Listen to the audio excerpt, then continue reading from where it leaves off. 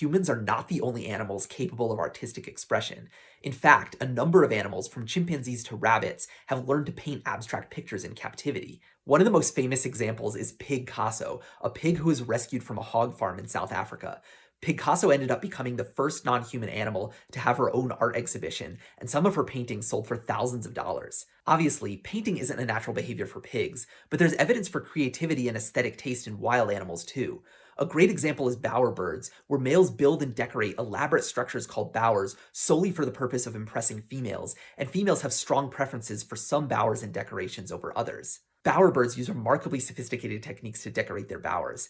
Satin bowerbirds paint the walls of their bower with natural plant dyes.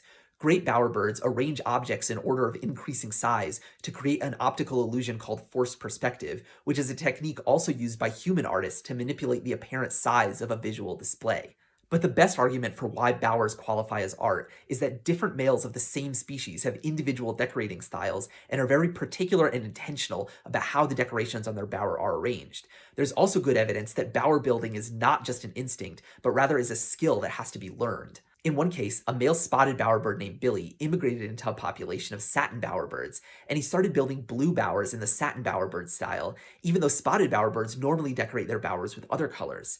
Some species of bowerbirds even have so-called apprenticeships, where younger males learn how to build a bower and display for females by practicing at the bowers of experienced males. This social learning leads to cultural traditions. For example, in some populations of the Vogelkop bowerbird, males build a huge conical hut with a doorway on a carpet of live green moss and decorate it with brightly colored objects.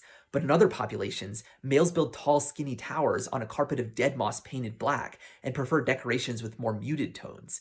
These population differences are uncorrelated with genetic similarity, so they're thought to be the result of cultural learning. Given that bowerbirds create complex visual displays with no functional purpose other than looking pretty, have individual aesthetic preferences, and develop culturally transmitted fashions, it's pretty clear that